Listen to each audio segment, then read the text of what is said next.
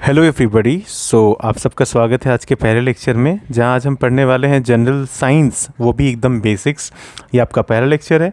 And अगर आपने इससे पहले जनरल साइंस को अच्छे से नहीं पढ़ा है, आपको दिक्कत रहा है, एंड इवन अगर एग्ज़ाम में आपका सही से क्वेश्चंस नहीं बन पाते हैं, कंसेप्चुअल क्लैरिटी का प्रॉब्लम रहा है, so you doesn't need to worry. आपको एकदम अच्छे से हर एक चीज़ समझ में आएगा। हम एकदम बेसिक से स्टार्ट करेंगे और वो सारी चीज़ें हम पढ़ेंगे जो एक्चुअली एग्ज़ाम में आ सकते हैं। ठीक है, so you doesn't need to worry. यहाँ पर एक एक करके जो लेक्चर्स रहेंगे, इससे आपका अच्छे से कवर हो जाएगा। बीपीएससी में चाहे जो भी क्वेश्चन आए, I think most of the questions will be covered by these lectures only. तो सबसे पहला चीज़ क्या है कि हम साइंस जो यहाँ पर पढ़ रहे हैं वो एकदम बेसिक से स्टार्ट कर रहे हैं। मतलब ये है कि साइंस का नेचर क्या है, मीनिंग क्या है, सब्जेक्ट्स के टाइप क्या है, कौन फादर है, कितने फैक्चुअल इन्फॉर्मेशंस यहाँ से हो सकते हैं, राइट। साइंस के अंदर डिफरेंट स्टडीज़ हैं, उनको देख लेंगे अच्छे से। ओके, तो वहाँ से स्टार्ट कर रहे हैं एकदम बेसिक से। चलिए, so first thing is that what is the meaning of science. और ये जो नोट्स है इसी तरीके से रिटन फॉर्मेट में हम यहाँ पर बनाएंगे भी आपके साथ और लिखेंगे भी। आप इसे 2x में देख सकते हो, जिससे आप अगर मतलब जल्दी थोड़ा देखना चाहते हो तो वो भी देख सकते हो, या फिर आप इसे नॉर्मल भी देख सकते हो एज आई मीन जैसा आपको ठीक लगे। ओके, तो ये एक चीज़ है। इसके अलावा जब हम क्लासेस के बारे में बात करते हैं तो ये जितने भी आपके रिकॉर्डेड लेक्चर्स रहेंगे ये आपके हार्डली 30 to 45 मिनट्स के रहेंगे एंड ज़्यादा लेंदी नहीं करेंगे हम। ओके, पार्ट बाय पार्ट अगर हो सके तो पार्ट बाय पार्ट भी लेकर चले जाएंगे, ताकि आपको भी ज़्यादा बोरिंग ना लगे। ठीक है, तो वो भी एक चीज़ होता है कि कई बार क्या होता है, बच्चे पढ़ते पढ़ते थोड़ा बोर फील करते हैं, तो उनका मतलब जो फोकस होता है ना वो हट जाता है। एंड ये सबके साथ होता है, ये ह्यूमन टेंडेंसी है, राइट। तो जो ओवरऑल फोकस रहे वो पूरा 45 या 30 मिनट्स का रहे, इस तरीके से हम यहाँ पर पढ़ेंगे। चलिए, तो आपको पेन पेपर लेकर बैठना है, सबसे पहली बात तो ये है। तो first thing is that what is the meaning of science. What is the meaning of science. Okay, तो ये पहला क्वेश्चन है। साइंस होता क्या है। देखो, साइंस जब हम देखते हैं तो साइंस एक सिस्टमैटिक स्टडी है। Okay, it is basically a systematic and plus organised study है। ऑर्गेनाइज्ड स्टडी है। ओके, किस चीज़ का स्टडी है। So it is basically the systematic and organise study of nature and social world. Of nature और साथ साथ सोशल वर्ल्ड। ओके, लेकिन किस बेसिस पे। याद रखना, जो बहुत इंपॉर्टेंट चीज़ है कि ये ऑर्गेनाइज्ड और सिस्टमैटिक स्टडी तो है, but it is based on what. It is based on observation. It is based on observation. It is based on experiments. Okay, so experimentation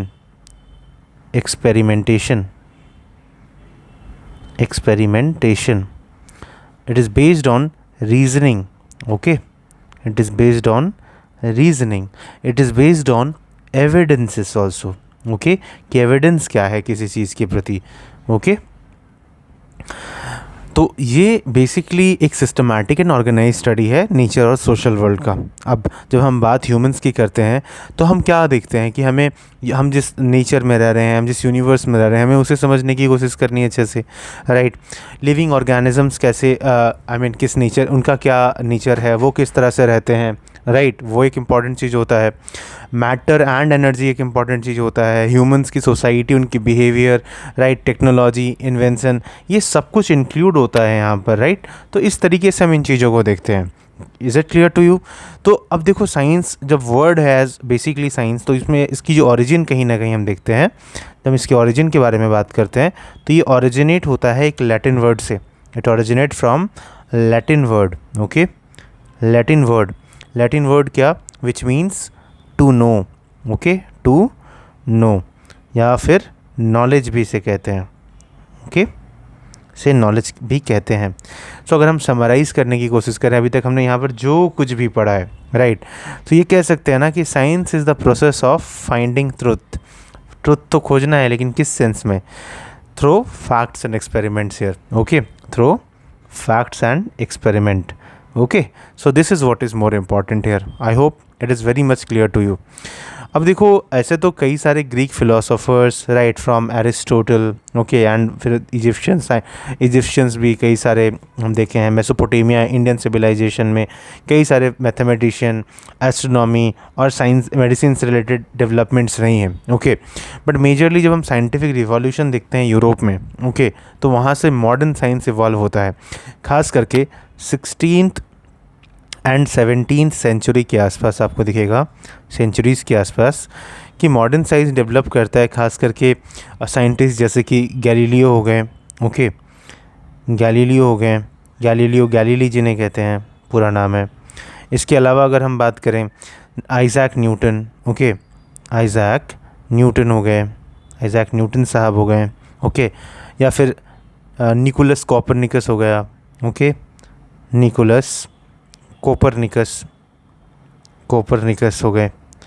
तो इन्होंने कहीं ना कहीं प्रमोट किया किस चीज़ को, ऑब्जर्वेशन को, एक्सपेरिमेंट को, मैथमेटिकल एक्सप्लेनेशन को, इन चीज़ों पर ध्यान दिया राइट। तो इस तरीके से मॉडर्न साइंस धीरे धीरे करके इवॉल्व हुआ, जिसने कनेक्ट किया टेक्नोलॉजी को मेडिसिन के साथ में, स्पेस रिसर्च के साथ में, और आज के वक्त में हम स्पेस रिसर्च के साथ साथ आर्टिफिशियल इंटेलिजेंस को इवॉल्व होते हुए देख रहे हैं। ये सब किसके बदौलत, वही ऑब्जर्वेशन, वही एक्सपेरिमेंटेशन, रीजनिंग के बेसिस पे ही निकल कर आया है। I hope this part is very much clear to you okay. So जो साइंस है उसकी क्या बेसिक कैरेक्टरिस्टिक्स होती हैं भाई, ये सिस्टमैटिक स्टडी है, means it follow a organise method okay, evidence based है, depend on fact and proof okay. तो ये कुछ चीज़ें हैं जो हम, हालांकि एग्ज़ाम के लिए देखिए इंपॉर्टेंट नहीं है, बट हम बेसिक बस समझ रहे हैं, तो उस वजह से एक जागरूकता के तौर पे हमें पता होना चाहिए चीज़ें, फिर हम तो पढ़ेंगे बाकी जो चीज़ें हमें पढ़नी है ओके। तो देख लेते हैं करके।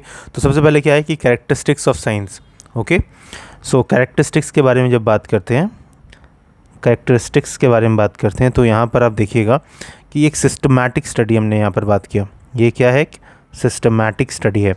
जब हम बात सिस्टमैटिक की करें, मीन्स एक ऑर्गेनाइज मेथड में सब कुछ पढ़ा जाता है ओके, समझा जाता है। ऑर्गेनाइज्ड मेथड में क्लियर है आप सबको। दूसरा क्या है, एविडेंस बेस्ड होता है साइंस एविडेंस पर बिलीफ रखता है ओके। एविडेंस बेस्ड मतलब facts and proofs okay, facts और साथ साथ प्रूफ के बारे में बात करता है ओके। देन क्या है, इसी तरीके से आपको दिखेगा एक्सपेरिमेंटल होता है साइंस। एक कैरेक्टरिस्टिक्स हमने पढ़ा था, एक्सपेरिमेंटल होता है। जब बात हम एक्सपेरिमेंटल की कर रहे हैं, मीन्स हम कई सारे यहाँ पर एक्सपेरिमेंट्स करते हैं राइट, हम कई सारे एक्सपेरिमेंट्स करते हैं चीज़ों को समझने के लिए ओके, नेचर को समझने के लिए। चौथा एक काफ़ी इंपॉर्टेंट चीज़ है, वो है लॉजिक्स। हम लॉजिकल सोचते हैं यहाँ पर राइट, लॉजिकल मतलब हम रीजनिंग पर ध्यान देते हैं ओके, हम यहाँ पर रीजनिंग पर ध्यान देते हैं, वो एक काफ़ी इंपॉर्टेंट चीज़ होता है। और फिर इतना ही नहीं, हम ये भी देखते हैं कि साइंस कहाँ पर अप्लाई हो रहा है, यूनिवर्सल राइट। हम डायनामिक चीज़ों पर ध्यान देते हैं, means scientific knowledge changes with new discoveries. Science कभी भी रिजिड नहीं है ओके, इट चेंजेस कंटिन्यूसली। तो वो भी एक नेचर है आपका कहीं ना कहीं साइंस का। सो this is a brief about science. ये आपको साइंस के बारे में ब्रीफ पता लग गया होगा।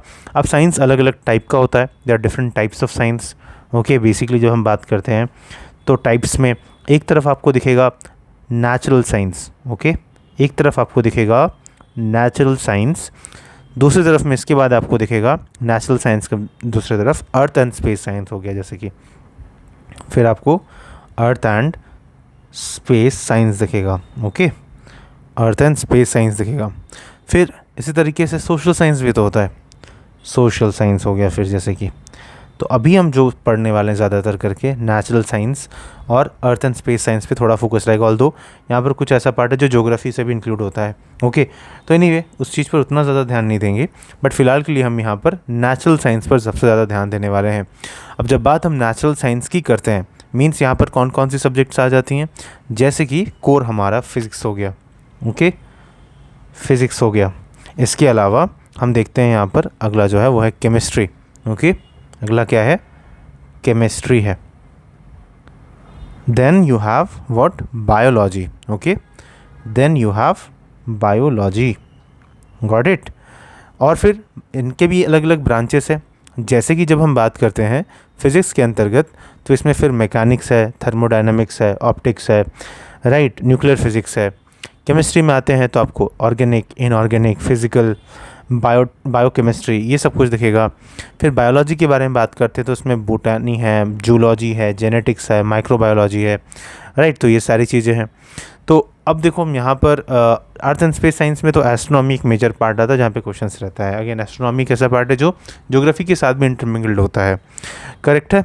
चलिए अब हम लोग आगे पढ़ना स्टार्ट करते हैं। इसके बाद हमारा जो मेजर पार्ट है, सबसे इम्पॉर्टेंट पार्ट यहाँ से स्टार्ट होगा। Okay, just 1 minute. ओके, सो अब देखो जब हम बात कर रहे हैं साइंस के बारे में, अभी तक हमने जो भी बेसिक्स पढ़ा उसी को कंटिन्यू करते हैं यहाँ पर। तो जब हम बात करते हैं साइंस के बारे में, ओके, तो हम ऐसे कह सकते हैं ना, तो जैसे हमने अलग अलग टाइप में अभी डिवाइड किया इसे, कि एक तरफ आपके पास में क्या है, फिज़िक्स है। ओके, फिज़िक्स है। अब फिज़िक्स के फादर किन्हें कहा जाता है, डू यू नो? फिज़िक्स के फादर कहा जाता है आइजैक न्यूटन को।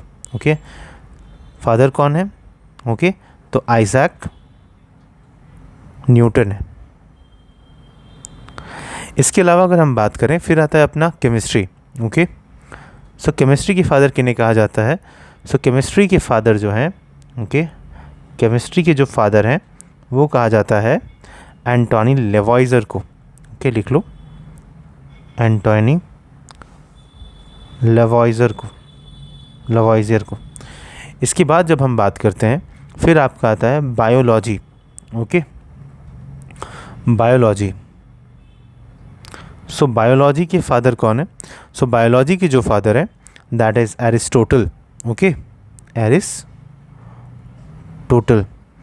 और इन्होंने फिर डिवाइड किया था एरिस्टोटल साहब ने कि अच्छा ठीक है, बायोलॉजी में अलग ब्रांचेस भी हो सकते हैं, जैसे कि बोटोनी हो सकता है। ओके, अब यहाँ पर देखो, ये एरिस्टोटल साहब ने बोटोनी को डिवाइड नहीं किया है, बट इन्होंने ये चीज़ तो कह दिया था कि जूलॉजी होता है। ओके, एनिमल्स, जूलॉजी होता है। ओके, तो आगे देखो, इस फर्दर बायोलॉजी में जब बोटोनी ऐड होता है तो इसमें बोटैनी में आप ये चीज़ देखोगे कि थियोफ्रास्टस जो रहते हैं, थियोफ्रास्टस, इन्होंने काफ़ी सारा डिस्क्रिप्शन दिया खास करके प्लांट्स के बारे में। ओके, तो फिर यहाँ से वो बोटोनी एज अ डिसिप्लिन निकल कर आया और इसीलिए इन्हें क्या कहा जाता है, he is the father of botany, Theophrastus. Question पूछा गया है, ठीक है, डायरेक्ट क्वेश्चन आया हुआ है, ये चीज़ याद रखना। फिर इसी तरीके से जब हम जूलॉजी के बारे में बात करते हैं, तो जूलॉजी में 1801 में अगेन जूलॉजी जो है इसके फादर किसके कहा गया है, तो ये एरिस्टोटल साहब को ही कहा गया।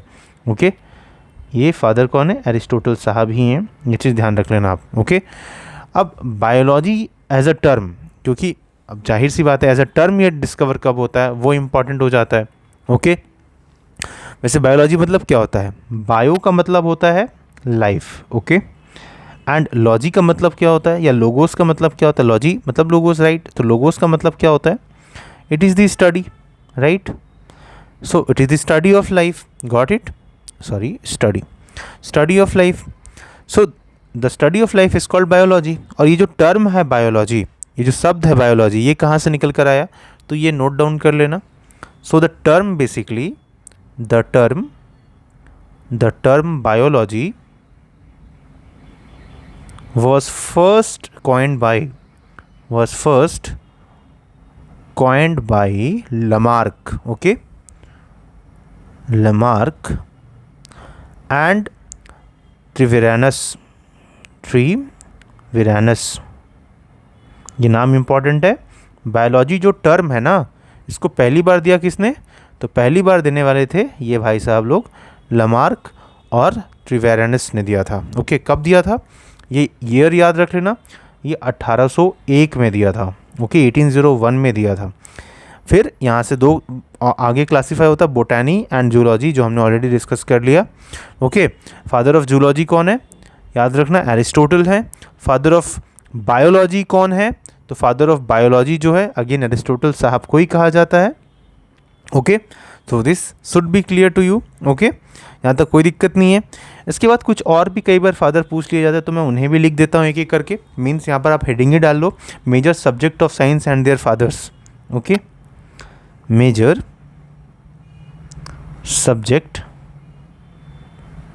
subjects of science and their fathers। तो ये इंपॉर्टेंट पार्ट हो जाता है, ये थोड़ा पता रहना चाहिए आपको। तो जिसमें आपके एक एक करके अगर हम बात करें तो फिजिक्स, केमिस्ट्री, बायोलॉजी, बोटैनी और जूलॉजी हमने डिस्कस कर लिया। इसके अलावा जैसे जेनेटिक्स के ऊपर हम पूछ दिया था, फादर ऑफ जेनेटिक्स कौन है?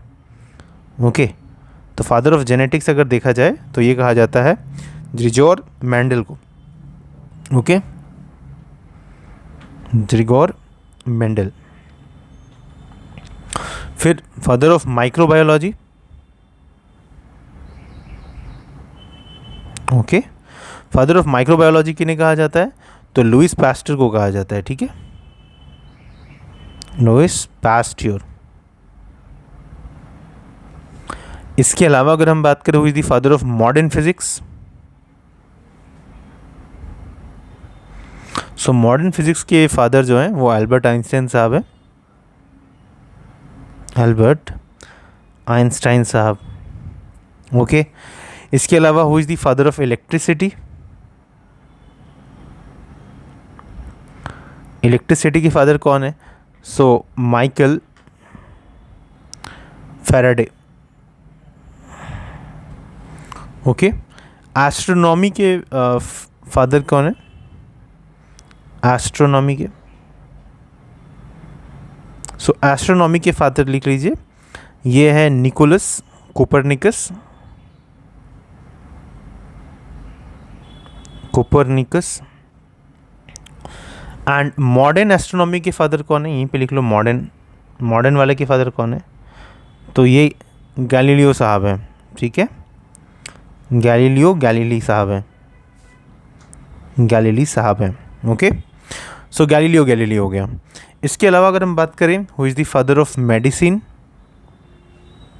मेडिसिन के फादर किन्हें कहा जाता है? फादर ऑफ मेडिसिन हिपोक्रेट्स को कहा जाता है।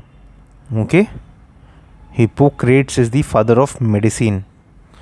देन अगर हम बात करें, who is the father of surgery? ये सबको आपको पता होना चाहिए। फादर ऑफ सर्जरी किन्हें कहा जाता है? Sushruta, Sushruta, Sushruta. Okay, and then Ayurveda के फादर किन्हें कहा जाता है? आयुर्वेदा, चरक। अच्छा, इसके अलावा अगर हम बात करें father of computer science, computer science, तो एलन ट्यूरिंग को कहा जाता है, एलन ट्यूरिंग। ओके, और फिर जैसे कि एआई, आर्टिफिशियल इंटेलिजेंस, एक और हो गया आर्टिफिशियल साइंस वाला पार्टी है ये। सो जॉन मैककार्थी को कहा जाता है, जॉन मैककार्थी को कहा जाता है आर्टिफिशियल इंटेलिजेंस के फादर। ओके, सो ये अमेरिकन साइंटिस्ट थे, मैथमेटिशियन थे, इन्हें रिकॉग्नाइज किया जाता है as the founder of artificial intelligence, because इन्होंने ही ये जो शब्द है ना आर्टिफिशियल इंटेलिजेंस एआई, इन्होंने दिया था, जॉन दैट इज़ मैककार्थी ने दिया था। ओके, इन्होंने एक प्रोग्रामिंग लैंग्वेज स्टार्ट किया था जिसे लिस्प कहा जाता है।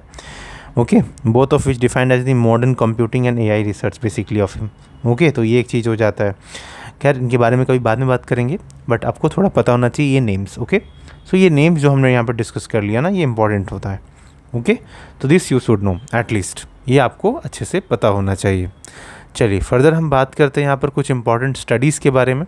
ओके, जैसे कि एक एक करके लिख लेते हैं यहाँ पे कुछ इंपॉर्टेंट स्टडीज़ जो एग्ज़ाम में पूछ सकते हैं डायरेक्टली। तो हेडिंग दे दीजिए, important studies, important studies. Okay, so एक एक करके यहाँ पर बात करते हैं। सबसे पहले हम लोग स्टार्ट करते हैं जैसे कि एग्रोस्टोलॉजी। Okay, agrostology.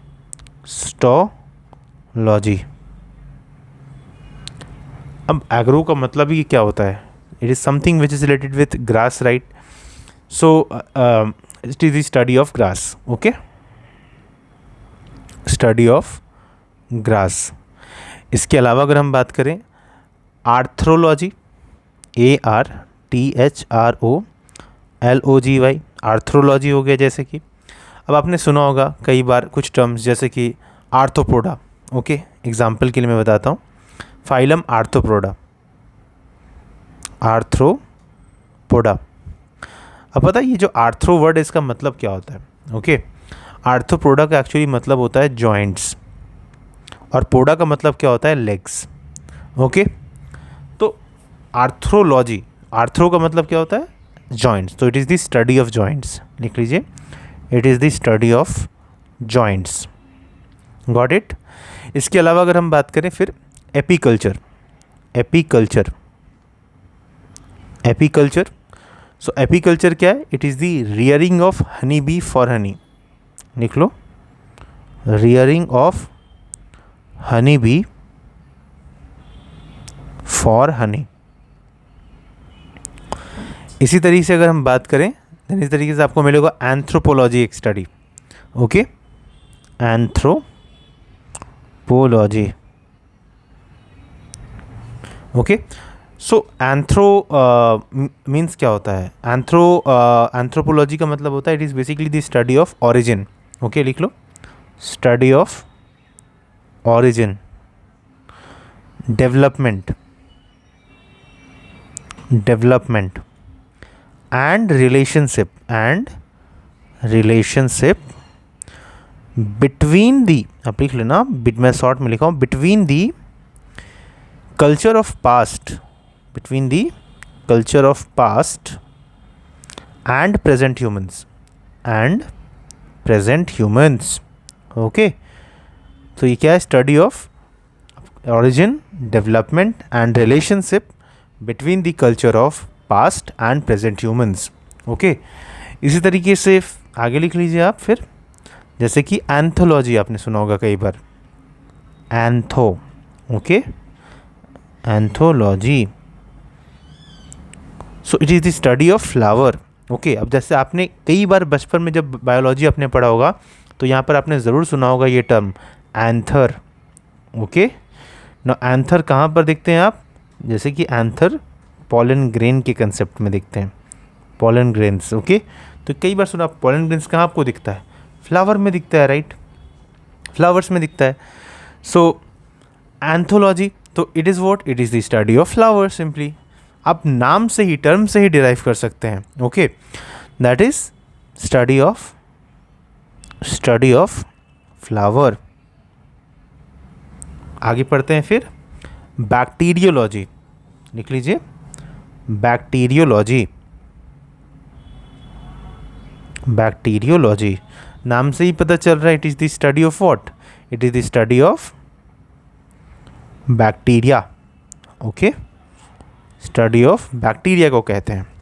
इसके अलावा अगर हम बात करें साइटोलॉजी, ओके, साइटोलॉजी, साइटोलॉजी क्या है? It is the study of cell. Okay, right, cyto का मतलब ही क्या होता है? सेल होता है, क्लियर है? इसके अलावा अगर हम पढ़ें फिर आएगा आपके पास में क्रायोबायोलॉजी। ओके, क्रायोबायोलॉजी। अब बायोलॉजी का मतलब तो आपने पढ़ लिया है, क्रायो का मतलब क्या होता है? क्रायो का मतलब होता है कोई चीज़ बहुत ज़्यादा ठंडा। Okay, anything which is having very low temperature. Okay, so it is the effect of low temperature, it is the study of effect of low temperature. ठीक है, on whom? On organisms, on organisms and their preservations, और उनके प्रिजर्वेशंस का। फिर इस तरीके से एक आप सबको पता होगा कार्डियोलॉजी, ये तो पता ही होगा, नाम कई बार सुना होगा आपने, हॉस्पिटल गए होंगे तो सुने होंगे। सो कार्डियोलॉजी क्या है? It is the study of heart, दिल के स्टडी को कहते हैं heart. Okay, clear to you? फिर आगे अगर हम बात करें यहाँ पर डेमोग्राफी। ओके, डेमोग्राफी, डेमोग्राफी किस चीज़ से रिलेटेड? आपने सुना होगा कई बार डेमोग्राफिक डिविडेंड। ओके, इस तरह के टर्म। सो डेमोग्राफी मतलब होता है population, study of population. Okay, study of population. फिर है इसी तरीके से एक टर्म सुना होगा डर्मेटोलॉजी। क्या पढ़ा होगा आपने? डर्मेटोलॉजी। ओके, अब कई बार स्किन डिजीज़ अगर हो जाता है अगर आप स्किन में कुछ प्रॉब्लम हो जाता है तो आप किस डॉक्टर पास जाते हो? डर्मेटोलॉजिस्ट पास जाते हो। सो डर्मेटोलॉजिस्ट क्या होता है? It is the study of skin. Skin की पढ़ाई को कहते हैं डर्मेटोलॉजी। ओके, फिर इस तरीके से आपने सुना होगा entomology. Okay, entomology. So entomology क्या होता है? It is the study of insects. It is the study of insects. Clear है? आगे हम बात करते हैं फिर एक्सोबायोलॉजी। एक्सोबायोलॉजी। सो एक्सोबायोलॉजी किस चीज़ का स्टडी है? Study of possibility, okay, of life. फिर इस तरीके से आपने सुना होगा गायनेकोलॉजी। गायनेकोलॉजी। गायनेकोलॉजी क्या है? Study of female reproductive system.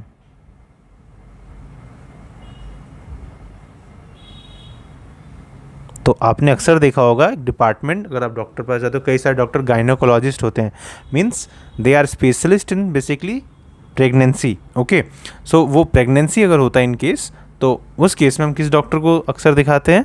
तो गायनेकोलॉजिस्ट को दिखाते हैं। ओके, फिर इस तरीके से एक आता है जिसे हम कहते हैं गेरोंटोलॉजी। क्या कहते हैं? गेरोंटोलॉजी। गेरोंटोलॉजी। सो गेरोंटोलॉजी किसे कहते हैं? एजिंग के स्टडी को, स्टडी ऑफ एजिंग। ठीक है, स्टडी ऑफ एजिंग। अब यहाँ एजिंग का मतलब ये मत बोल देना कि बुढ़ापे का स्टडी। नो, बूढ़ा होने का स्टडी नहीं है ये स्टडी करता है कि जैसे जैसे एक बच्चा जब पैदा होता है फिर धीरे धीरे करके बड़ा होता है, राइट, तो वो जो पूरे प्रोसेस को हम जब स्टडी करते हैं ना कोई भी ऑर्गेनिज्म का, तो वो स्टडी ऑफ एजिंग कहलाता है, जिसे हम गेरोंटोलॉजी कहते हैं। फिर इस तरीके से एक सुना होगा आपने हिस्टोलॉजी। हिस्टोलॉजी। ओके, तो जैसे कि हिस्टोलॉजी क्या होता है? तो हिस्ट का मतलब ही क्या होता है? हिस्ट का मतलब होता है टिश्यूज, राइट। तो it is the study of what? It is the study of tissues. Clear है? फिर इसी तरीके से आपने सुना होगा हेमेटोलॉजी। क्या सुना होगा? हेमोटोलॉजी। सो हेमेटोलॉजी क्या है? It is the study of blood. Okay, it is the study of blood. फिर इसी तरीके से आपने एक और टर्म सुना होगा जिसे हम कहते हैं हैपेटोलॉजी। ठीक है, हैपेटोलॉजी। अब इसी सुनते ही आपका मतलब कान खड़ा हो जाना चाहिए। आपने सुना होगा हेपेटाइटिस। कई बार लीवर में कुछ भी दिक्कत आता है तो टेस्ट करने बोलते हैं डॉक्टर हेपेटाइटिस का। तो हेपेटाइटिस का मतलब क्या हो रहा है? हेपेटाइटिस का मतलब हो रहा है कि इट इज़ बेसिकली, या हेपेटोलॉजी मतलब क्या है कि आपके लीवर डिजीज़ है कि नहीं, तो स्टडी ऑफ लीवर कहते हैं हेपेटोलॉजी को। ओके, स्टडी ऑफ लीवर कहते हैं।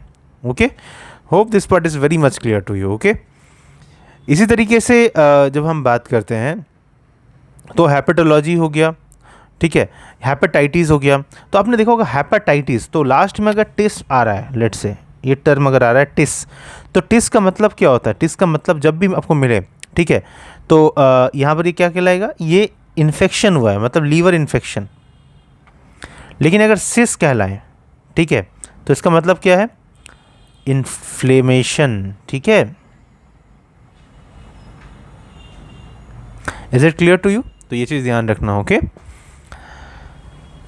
चलिए आगे देखते हैं। जैसे एग्जांपल के लिए मैं बताता हूँ, सिप्सिस आपने सुना होगा। सिप्सिस, सिप्सिस क्या है? इन्फ्लेमेशन है, ठीक है, बॉडी में। तो ये एक चीज़ याद रखना, आपको ध्यान रखना है। सो इसी तरीके से अगर हम बात करें आगे, अगर कुछ टर्म और है, जैसे कि आपने सुना होगा इस्थियोलॉजी। ओके, इस्थियोलॉजी, तो ये क्या है? It is the study of fishes. मछलियों की पढ़ाई है ये, ठीक है, स्टडी ऑफ फिशेस। फिर माइक्रोबायोलॉजी तो आपको पता ही है कि it is the study of micro organism. आप लिख लो फिर भी, माइक्रोबायोलॉजी क्या है? Study of micro organisms. Clear है आपको? इसके बाद क्या है, फिर आपको मिलेगा माइकोलॉजी, एक टर्म माइकोलॉजी। माइकोलॉजी किस चीज़ की स्टडी को कहते हैं? फंगी की स्टडी को कहते हैं। It is the study of fungi, लिख लेना।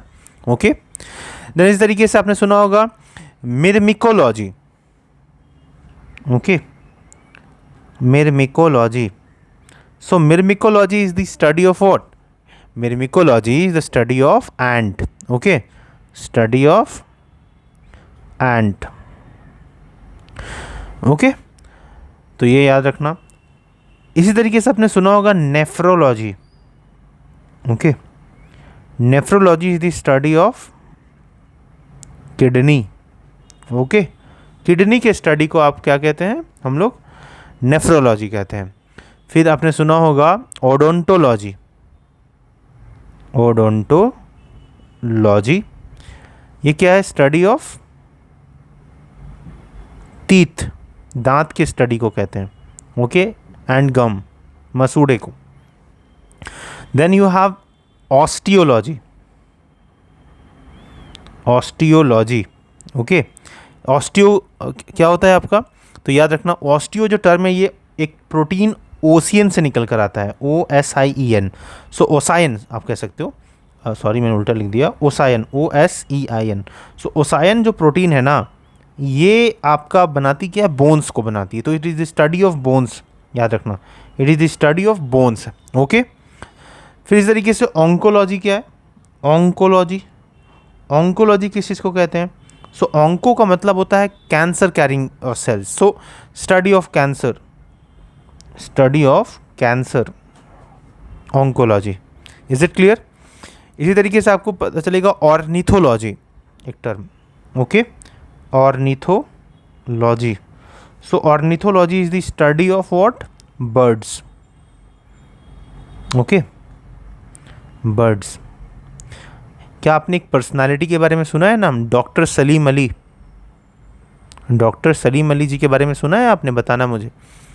तो सलीम अली जो है वो एक ऑर्निथोलॉजिस्ट है, मतलब इन्हें कहा जाता है bird man of India. Bird man of India. Okay, ये चीज़ ध्यान रखना। फिर इसी तरीके से आपने सुना होगा pomology. Okay, pomology. So pomology क्या है? Study of fruits, study of fruits. Okay, फिर आपने सुना होगा इसी तरीके से that is phycology. Phyco,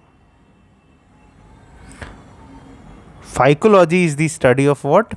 it is the study of algae.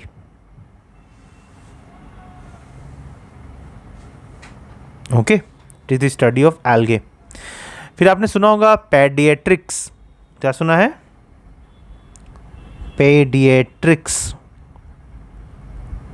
आप जैसे कि कई बार ऐसे डॉक्टर पास जाते हो, पेडिएट्रिस्ट पास जाते हो, तो पेडिएट्रिस्ट कौन होता है? बच्चों का डॉक्टर। ओके, तो जब इसी तरीके से पेडिएट्रिक्स क्या होगा? पेडिएट्रिक्स होगा branch of medicine dealing with children. Okay, branch of medicine dealing with children. Hope this is very much clear to you. Okay, अच्छे से समझ में आ गया होगा। ओके, फिर इसी तरीके से आपका यहाँ पर कुछ और भी हो जाता है, जैसे कि नोज़ का स्टडी। तो राइनोलॉजी, राइनोलॉजी। मत बोल देना राइनोसोरस का स्टडी, नो। राइनोलॉजी का मतलब होता है स्टडी ऑफ नोज़। ओके, तो ये कुछ चीज़ें हैं जो आपको पता होना चाहिए। ये कुछ इंपॉर्टेंट नेम्स हैं। Okay, so this should be very much clear to you. Correct है? तो ये कुछ बेसिक्स थे जो हमने यहाँ पर डिस्कस कर लिए. ओके, फिर फर्दर हम इसे और कंटिन्यू करेंगे. बीच बीच में कुछ और ऐसे फैक्चुअल डिटेल्स हैं जो हम बाद में कवर करेंगे. राइट, तो इतना आपको क्लियरली पता होना चाहिए। मिनिमम आपका बेयर मिनिमम हमने बेसिक्स थोड़ा देख लिया साइंस के बारे में, ये पहला क्लास था। अगली क्लास से हम स्टार्ट करने वाले हैं आपका biology. Biology is very very very important. और बायोलॉजी में हम क्या पढ़ेंगे कि आपका जो बेसिक्स है वो तो ध्यान देंगे ही देंगे, इसके अलावा हम एनसीईआरटी के रेफरेंस के साथ में आगे बढ़ेंगे। यू ऑल नो एनसीईआरटीज़ का कितना इंपॉर्टेंस है, तो एनसीईआरटी प्रॉपरली कवरेज होगा। You doesn't need to worry each and every line भी इवन है ना वहाँ का, तो will study and give you the details जो इंपॉर्टेंट है एग्जाम के लिए, right. So this is the first lecture of general science. I hope everything is clear to you. And in case of any doubt आप मुझे message कर सकते हैं, will definitely give you the answer and reply to your queries overall, right? So thank you so much.